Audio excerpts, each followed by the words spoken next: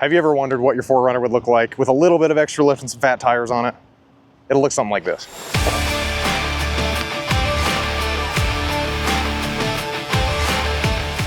So today we're going to be installing a 2.5-inch DIO lift kit from Toyota, TRD wheels and 34-inch Toyo open country tires on this TRD Sport 4Runner. Let's get into it. So we got our TRD lift kit for our 4Runners. This specific kit will work for any gas model SR5 to premium. Any model in there, it will work fine for. Starting over here, we got our upper control arms. This comes with extended tie rod ends, as well as different lower ball joint adapters for the bottom of the knuckle. In addition to that, we got our Wiltsey TRD tuned shocks here for the rear. We have our coil springs for the rear. As you can see, really nice red paint on these. Comes with the insulators already installed. So all you gotta do is swap this out. It'll come with our front coil springs, also tuned by TRD here. You got silver shock housings, red springs, and black accents here. Looks really, really sharp. It's definitely gonna ride a lot better than what we got currently on our truck as well. This here is a TRD Sport model. It's gonna ride really nice. This is gonna ride better. In addition to all the fun stuff here, it also comes with a hardware kit. This is going to come with all the accessories and nuts you'll need for your tie rod ends, your axles, new cotter pins. So super, super detailed kit. It even comes with extended travel axles. So when you buy this kit, you buy the box, you're guaranteed to have everything you need to confidently lift your truck, drive on it. It's not going to void your warranty if you have this kit installed by your dealer. Let's go ahead and get into it. Starting here at the front on our 4Runner lift here. A couple preliminary things I did before we got into this point is I actually took our sway bar bolts out. That's going to make manipulating the suspension a lot easier, as well as loosened both of the lower eccentric nuts on the lower control arm here. So that's going to make it so when I loosen it from the bottom of the knuckle, it's just going to swing right out of the way, and we'll be able to take our coil and strut assembly as well as our tie rod ends out way easier. In addition to that, that sway bar link is going to stop that stiffness from stopping that lower control arm dropping as well. Other than that, start getting into it.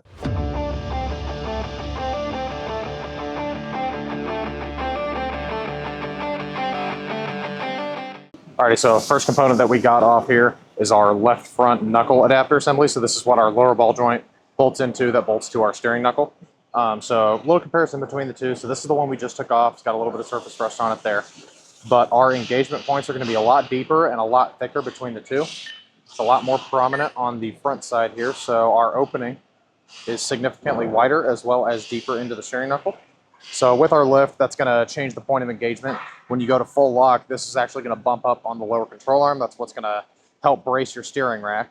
So if you keep this guy on and then lift your truck, you're actually going to start scraping material away off the bottom of your lower ball joint adapter here. So you want to make sure with this kit, once again, aftermarkets aren't going to come with this, but you're going to get new adapters with this Toyota OEM kit here to make sure that all of your engagement points are where they should be after we lift it. So let's throw it on.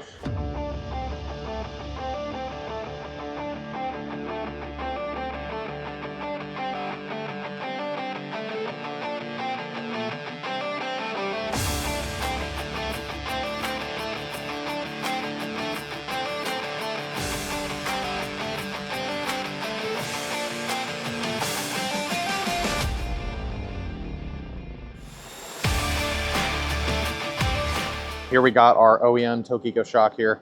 As you can see, our strut actually travels about an inch longer here on the bottom, but the big difference between our Wiltsey TRD Tune one and our OE one that came on the truck is the spring length here.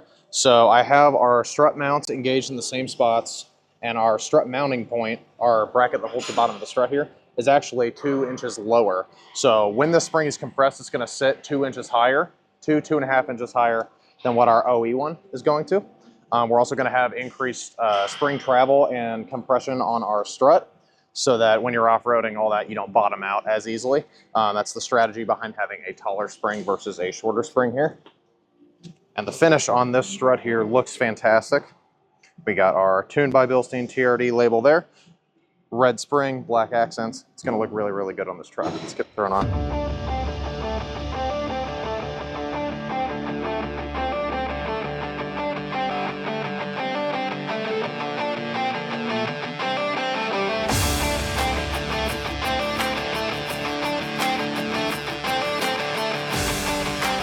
I just got our tie rod end off here. Here's the one that comes with our kit. As you can see, black anodized finish. and a really, really sweet little TRD stamp right here. Just the level of attention in this kit is crazy. But we put them side by side. You got about 1.5 inches of extra length on the shaft of our tie rod in here. So when you lift your truck, your front wheels are actually going to go inward. So the toe is going to go inward because you're changing the angles at which your vehicle sits. So by extending this, we're going to extend our wheels back out straight. So when we go into our alignment, it's not going to be too far off at all. But this looks really, really sweet. Finish looks really good. Go ahead and throw it on the truck.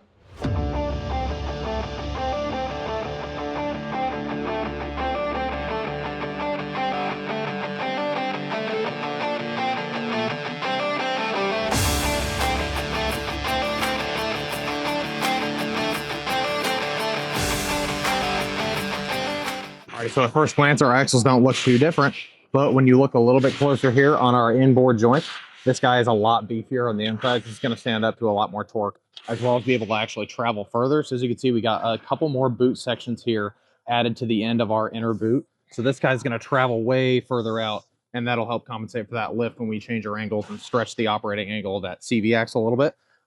In addition to it, we also got a beefier outboard joint as well. So I'll go ahead and throw this in the car.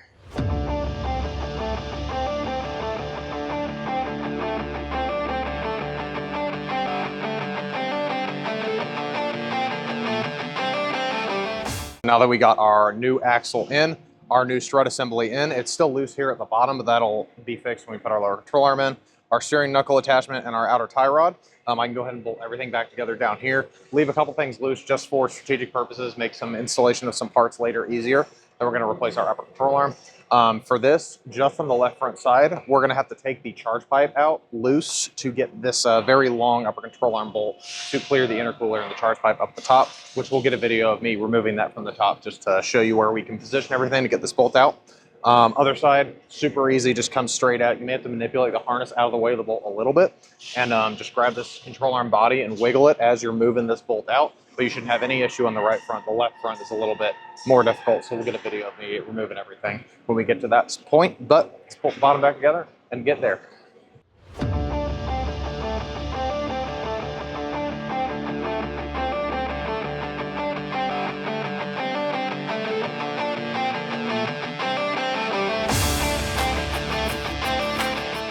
So a quick pause here, just to make it a little bit easier to get your lower control arm and your knuckle attachment back in. I loosened the upper control arm bolt on the nut side just enough to get this upper control arm to be manipulatable. This whole knuckle will drop down, and that'll make starting those bolts a lot easier on the bottom. Just a quick note to make your life a little bit easier. Let's get those bolts thrown in.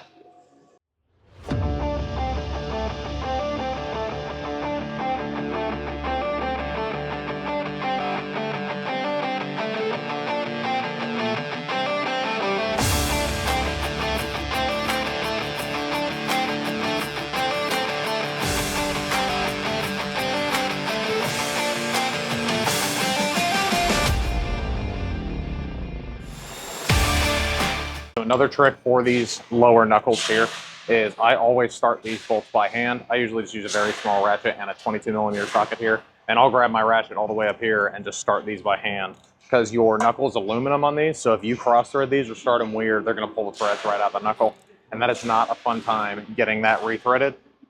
Take it from me, I've had to do it. So I would start these by hand.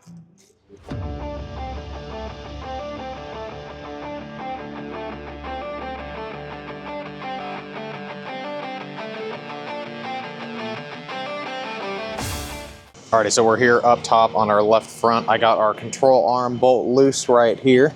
Just giving a quick look at where this is going to collide. So if we come in here and pull this bolt out, you're going to have collision issues right here on your charge pipe. Let's push this back in here. So the way you want to undo this clamp is you want to pull back on this spring and then push it towards the back, and it'll actually hold itself unlocked right there. You can grab your charge pipe, wiggle it a little bit, pop right off. We can kind of just set it up top just to get that out of the way, and then we can weasel our control arm bolt out of here, so it'll actually clear your intercooler right there. So if we pull it all the way out, we should be able to get our lower control arm out, or upper control arm out. So now we come in here, give it a little wiggle, and there it is. There it goes. now we're to the shining star of our lift kit here, which is our billet aluminum upper control arms here. The finish on these is fantastic. You got inlaid TRD lettering here on the top, as well as the North Carolina state stamp there as well.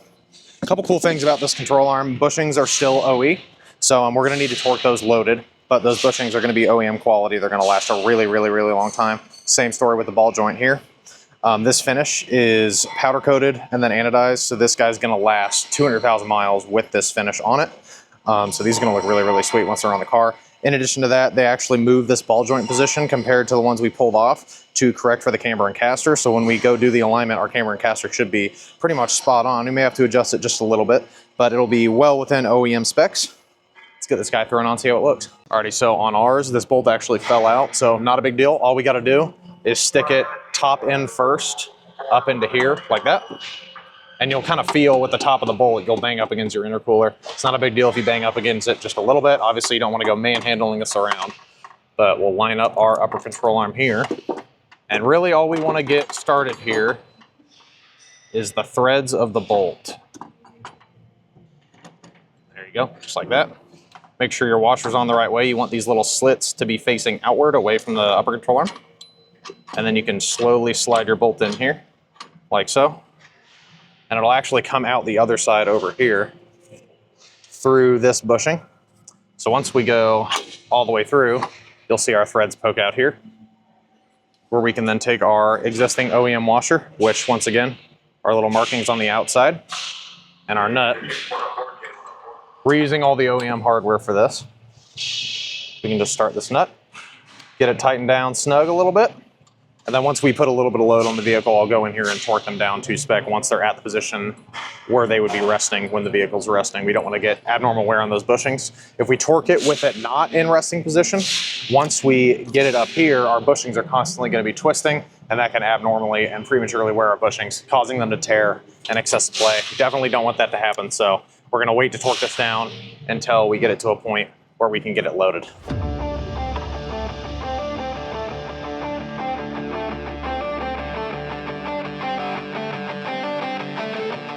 So right now I'm using an impact to get our cotter pin hole lined up.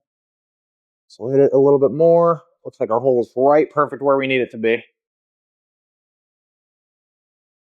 So we'll slide our cotter pin back through here. Once again, we are using an OEM style nut and an OEM style cotter pin for this as well. You just want to make sure that's clicked in there so that that doesn't come loose. So now I'm going to snug this upper control arm down just a little bit, just so we don't have this back and forth play. I got a little bit still there. So I'm going to snug it down just a little bit more. But we are not going tight at all on this nut yet. So as you can see, it's spinning pretty free. It's getting a little bit tight, so I'm going to stop there. So now when I move this upper control arm, we don't have any play back and forth, but this control arm will still be able to move up and down with the bushings free. And then we'll get it torqued down once we put the wheels back on it and load it. So yeah. Alrighty, so now we moved on to the rear of our 4Runner lift here. We're going to put our TRD Wiltsey shock absorbers on the rear, as well as our TRD springs, which have a little bit longer of a spring travel rate, as well as, if we count the coils, they actually have a couple more coils. I'll do a side-by-side comparison once we get the springs out. A couple things that I want to go over before we get into replacement of the spring and shock. So I have the sway bar disconnected here already. So there's two 17mm nuts right here, one on the other side of the frame. I disconnect both of these before I do anything else, just to make it easier to flex the axle back and forth. If you keep this connected and try to get the axle down to get the spring out, you're not going to make it very far. I'd recommend disconnecting both these sway bar links, just letting them hang, and your sway bar will actually move by hand once you disconnect these two links. That's fine. You just want to make sure this is out of the way of this bracket, so it's easier to get our spring and shock out. The other thing that you'll want to disconnect here is underneath our axle assembly. So right up here, where our brake lines meet the frame, you're going to want to take the one 12mm bolt out that holds that bracket in. So that'll bring this bracket loose. As you can see, I'm moving it by hand right now. There's normally one 12mm bolt that holds it in there. So for the right-hand side, which I've already done, when you bring the side of the axle down, you're going to start putting some tension on those brake lines. So by disconnecting that, you just keep the tension off those brake lines. Make sure you don't stretch anything. It's not going to bend the metal lines. It doesn't flex that far. It's just a little bit of extra insurance to make sure nothing gets damaged when we put in our right hand. So let's go ahead and start on our left hand. All right, so one more thing specific to our left-hand side. You'll also have to do it on the right-hand side. But your wheel speed sensor wire right here, there's a bracket with a 12mm bolt that connects on top of the axle. So I just take this 12mm bolt out here. So I'm gonna pop it out real quick. So one 12mm bolt here.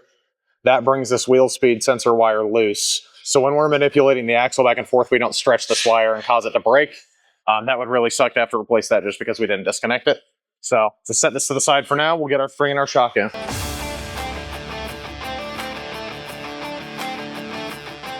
So a little tip or trick to get Toyota style shocks off. There's a little cut on top, flat spots on top of our shock absorber here. I take needle nose vice grips and I just crimp them right on the top, right here, just like that. So that'll turn our shock back and forth. I'll tighten it up a little bit once we actually go to break this nut loose.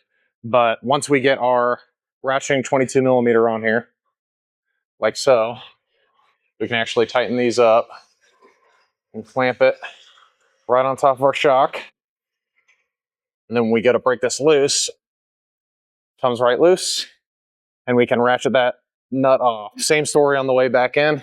Makes it a lot easier to get these shock absorbers in and out.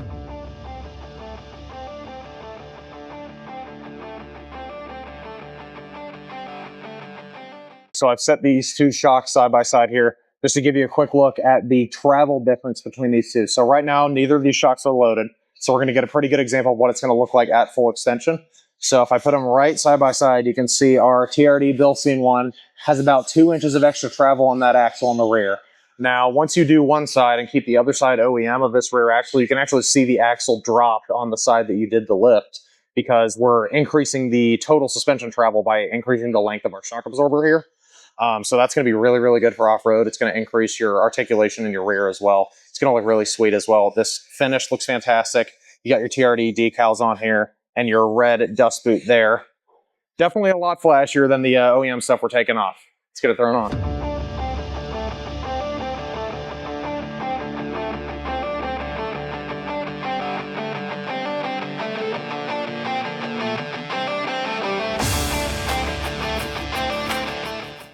So even though the spring is loose right now, I'm dropping it down just a little bit more because our new spring is going to be taller. So in order for ease of install, I'm just going to drop it down slightly more. But as you can see, if I try and put this bracket back where it goes, there's a lot of tension on that wheel speed sensor wire, which is why you want to disconnect this bracket. We still got plenty of play here, as well as plenty of play over here on our brake hoses because I disconnected that one bracket. Let's get the spring out and do a little comparison. Here we got our OEM TRD Sport springs here, and then we got our TRD Lift Kit springs here. So as you can see, we got the same amount of insulators from our OE shock here, so you're not going to hear any spring compression noise or anything like that going on. You also have the progressive dampening where the coils are closer together on the top of the spring here. Here on the bottom, they're a little bit further apart. So when you're hitting those small bumps, you're going to get the most absorption you possibly can from these widely spaced spring coils. Then if you end up articulating a little bit hard, you'll get caught by these coils before you bottom out anything on your suspension. As you can see, the blatant height difference as well here. So this is actually what's going to lift in the rear is our spring tension. So we got a little bit taller of a spring as well as a higher weight rate on this than on this. So once we put a little bit of load on this, this will even out to about 2.5 inches, 2 to 2.5 inches taller than what this spring will do compressed. So go and throw this guy in.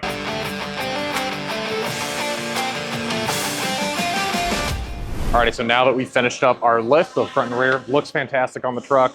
We've removed our front air dam as well to get that really nice look with these new tires that we're about to put on.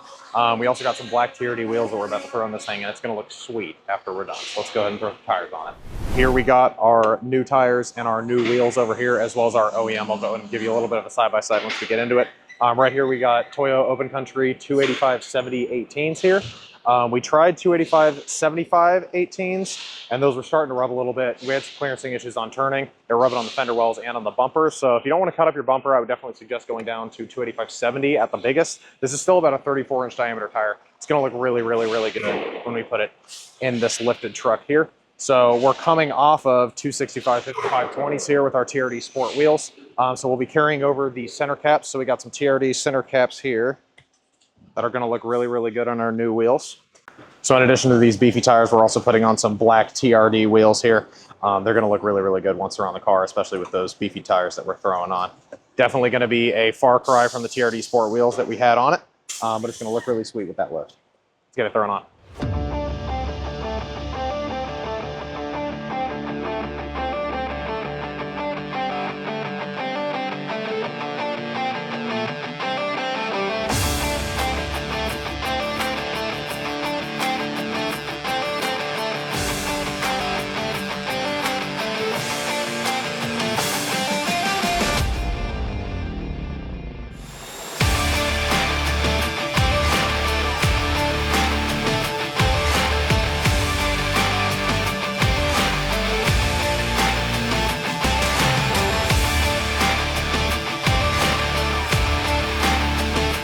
Here is our alignment specs here. So as expected, they're going to be a little bit out just because we put about a 2.5-inch lift on it. That's going to change our angles quite a bit. So our SAI, that's the position of our ball joints, our 2 pivot points. So that's also not surprising that it's going to be off. So there are no specs for a lifted TRD Sport. So it sees the change in the upper control arms where we change the angle to the lower control arm ball joint, and it's seeing an angle that it doesn't want to. So it's going to say it's red. It's perfectly fine. That's part of it. Caster and camber, however, we got about 0.2 degrees even on each side for positive camber. I'm going to try and bring that in a little bit towards the negative side, as well as changing our caster around. We're at about 2.5 degrees. Our cross caster is about a little under half a degree. So basically what that means is caster is positioning of the wheel related to the rest of the vehicle. So like if it's 2.7 degrees, it'll be a little bit closer to the driver. And then I want to get it a little bit further away. That can also help narrow down our rubbing if we position our wheels in the center of our wheel well here. Once again, when you lift it, it tends to shift the wheels backward a little bit towards the driver, which can cause a little bit of bump steer as well. So I want to bring the wheels back forward and bring that camber out a little bit, and then we'll adjust our toe, get those wheels straight after we adjust all that. Let's get into it.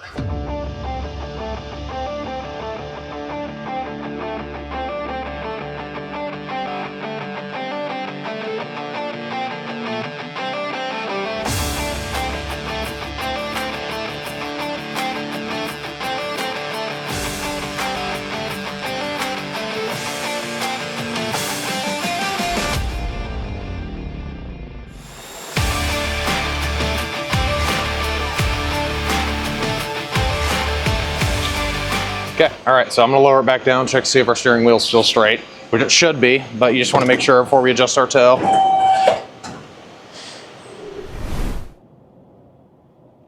Well, she drives straight, that's good.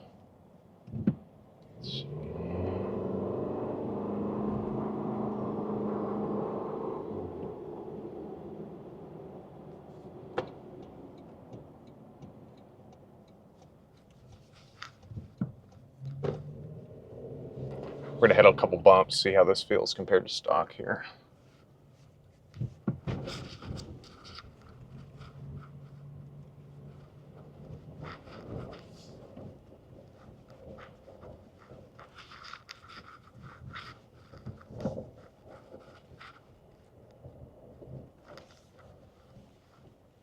All right, so first impressions of this lift kit, it feels fantastic. It rides really well over bumps as well. So if we're hitting larger obstacles off-road, or if you're just driving on the street, you hit a speed bump a little bit too fast, it's definitely not gonna throw you off.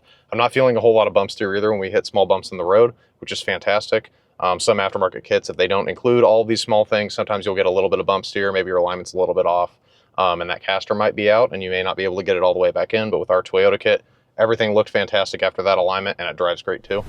So that concludes the installation of our Toyota dealer installed 2.5-inch lift here, as well as some really good looking black TRD wheels and 34s on this bad boy. So as a final step here, we want to make sure that we recalibrate all of our Toyota safety sense systems, which are front radar, panoramic, and our front camera detection systems as well. In addition to that, you'll want to correct your headlight leveling. Headlight leveling can be performed under here, under the hood. A lot of your Toyota safety sense stuff, you're gonna have to take it to the dealer to get all that stuff calibrated. Once we get that done, this thing's wrapped up. It drives fantastic, looks fantastic. You should definitely consider getting this lift installed at your local Toyota dealer, or bring it in to Martin Toyota. We'll throw it on for you. Yeah, that's about it. Like and subscribe. We'll see you next time.